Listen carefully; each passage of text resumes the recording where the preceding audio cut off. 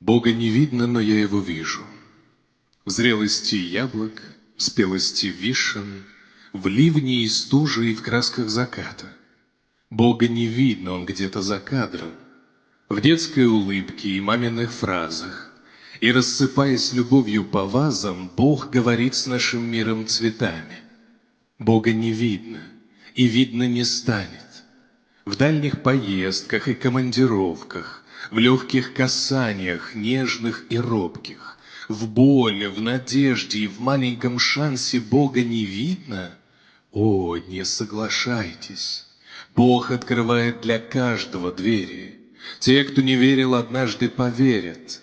Даже сейчас, атеистам в отместку, ставленным голосом с этого места, Бог говорит с вами мной через вирши.